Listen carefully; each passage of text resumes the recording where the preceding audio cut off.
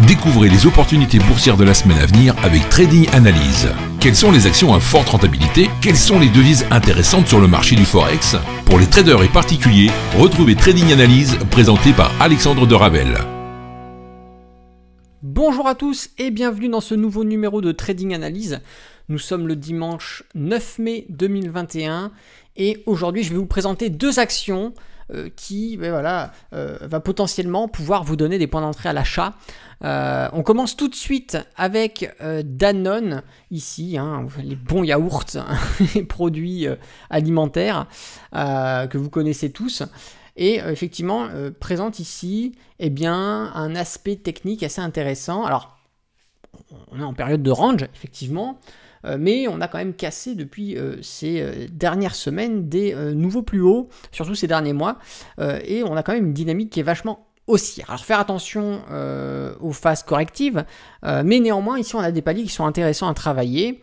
Alors j'ouvre une petite parenthèse, encore une fois ce que je vous montre ici, c'est des pistes, ce sont des actifs que moi je trouve intéressants à surveiller et potentiellement pourquoi pas, si vous avez un point d'entrée par votre stratégie, mais prendre position, parce qu'elles présentent un aspect technique qui pour moi m'intéresse. Et donc comme vous êtes nombreux à me demander ce qui m'intéresse, je fais ce trading analyse pour vous présenter ce que moi je trouve intéressant à potentiellement trader dans la semaine, que ce soit en intraday ou en swing trading, surtout en swing trading.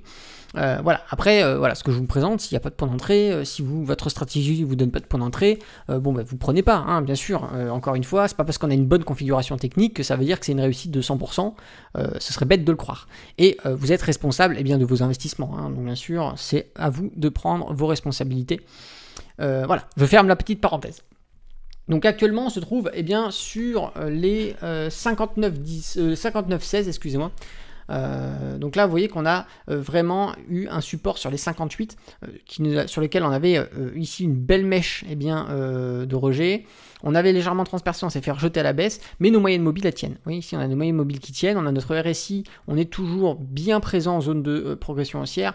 Le stochastique c'est pareil, même si par moment à chaque fois on passe un petit peu en dessous des 50, mais c'est rien de bien grave, c'est juste la zone de neutralité qui est légèrement décalée par la mécanique de l'actif.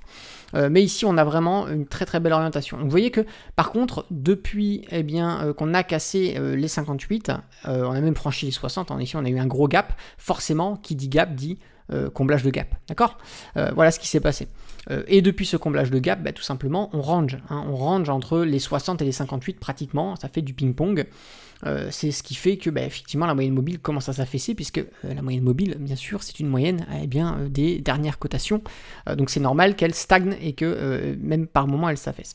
Néanmoins on remarque que la moyenne mobile 50 qui est ici, là, qui est celle qu'on a en bas, soutient bien le prix, vous voyez qu'ici on le soutient, en plus superposition avec l'ancienne résistance qui aujourd'hui joue bien rôle de support sur les 58, premier support, deuxième support, troisième support, quatrième touche, 5, 6 touches, d'accord. Donc ici, on a vraiment une solidité sur ce support et c'est très bien. Ça veut dire que ça nous rassure. Ça veut dire que potentiellement, notre zone de sécurité, ça va être le 58 ici. Oula. Voilà, je fais un peu n'importe quoi, excusez-moi. Ça va être le 58 ici. Donc ça veut dire que potentiellement, prise de position, un stop en dessous ne serait pas débile. Vous voyez ce que je veux dire?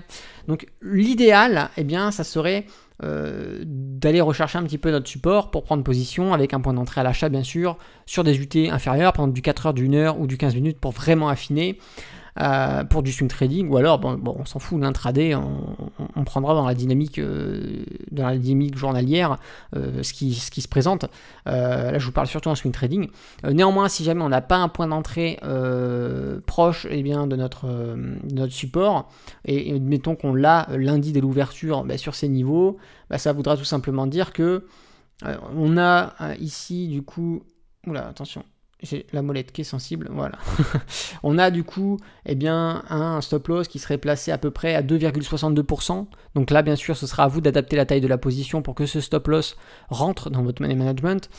Et un objectif premier qui se situe sur les 60. Le problème, c'est que vous voyez qu'ici, en termes de ratio, on n'est pas sur du 1 pour 1. Ici, on a plus de risques que de gains. Donc ce ratio-là ne nous intéressera pas. On ira chercher de l'autre objectif qui se situe sur les 61.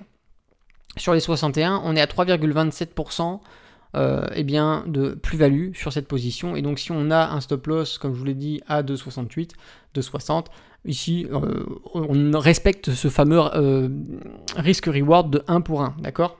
On est même au-dessus. Le deuxième objectif, lui, qui peut être intéressant, c'est l'extrapolation du mouvement. C'est la mèche qu'on a ici, qui se situe sur les, grosso modo, sur les 61,50. Et donc, ça pourrait être la clôture totale. Pourquoi pas une clôture partielle sur les 61, une clôture totale sur les 61,50. Ici, ça fait prendre un mouvement de 4,9% pour un risque de 2,60. Bon voilà, c'est pas dégueulasse, hein, on est d'accord. Ici, ça peut être vachement intéressant. On est presque sur de 2,1. Donc, pourquoi pas? Ça peut être agréable. Ça peut être un petit trade sympathique. Voilà. Concernant eh bien, le RSI, comme je le dis, on est tout le temps en zone de progression haussière. On est légèrement en rapprochement de notre zone de neutralité, donc on a des probabilités de rebond. Le stochastique, lui, légèrement baissé, donc on a respiré ici, vous voyez qu'on a bien eu une petite correction, et on a un début de croisement. On a même ce fameux croisement, parce que quand on regarde ici, notre croisement est bien effectué hein, sur les reports de cotation. On repasse légèrement au-dessus des 50, donc pourquoi pas reprendre une dynamique avec un petit mouvement qui pourrait aller nous faire chercher les 61 et les 61,50. Donc ça, c'était pour Danone, hein, le fameux yaourt. Moi, je préfère ceux au chocolat, une petite question de préférence, ou les fameux vanilles. Hein. On retire pas les classiques, vanille, chocolat, ça marche toujours. Crédit Agricole, c'est donc le deuxième actif que je vais vous présenter ici. Alors, un petit peu plus complexe, mais je vais tout vous expliquer. On avait sur Crédit Agricole, pareil, depuis grosso modo qu'on avait cassé eh bien, la zone des 10,70, 10,80. On avait ici une résistance. Eh bien, la dynamique, elle est clairement partie haussière hein, depuis grosso modo mi-février. Et on est allé chercher une nouvelle résistance sur les 12,600. D'accord, 12,600, une fois, deux fois, trois fois, quatre fois, on a rangé dessus. On a eu plusieurs jours de stagnation, on est reparti à la baisse. Mais notre moyenne mobile 50 a bien joué le rôle, nous a renvoyé à la hausse. Impeccable, d'accord. Ici, franchement, tout roule. On a cassé les 12,600. On est allé chercher notre autre objectif qui était les 13,200. 13,200 sont touchés. Ici, on a une belle mèche, une belle bougie de rebond hein, sur la zone de résistance, mais mèche de rejet à l'approche du support. Et donc, ici, notre ancienne résistance sur les 12,600 joue rôle de support. C'est ce qui va nous intéresser, nous, parce que ça veut dire potentiellement, on peut avoir un stop loss en dessous. Alors, moi, j'aime bien aussi prendre dans ce contexte-là, vous voyez que la moyenne mobile, on est allé la chercher assez facilement, la moyenne mobile 50, hein, hop, elle a été pertinente, et qu'au niveau du RSI et même du stochastique, on est encore en haut. Donc, on peut très bien avoir un petit mouvement correctif. Donc, l'idéal, je dis bien l'idéal, dans ce scénario, ça serait bien qu'on aille chercher notre support pour pouvoir faire un achat, bien sûr, si on a par la stratégie que vous utilisez, que ça soit votre propre stratégie ou une stratégie de mes formations, un achat sur ce niveau-là pour pouvoir aller chercher l'objectif des derniers plus hauts qui se situe à 4,73% de performance. Si on s'en tient, je vais vous montrer à l'historique des plus hauts. On peut peut-être potentiellement rechercher le plus haut qu'on avait le 14 février 2020, hein, qui est sur les 13 800. Dans ces cas-là, ça nous ferait aller chercher un objectif à 9,52%. D'accord ?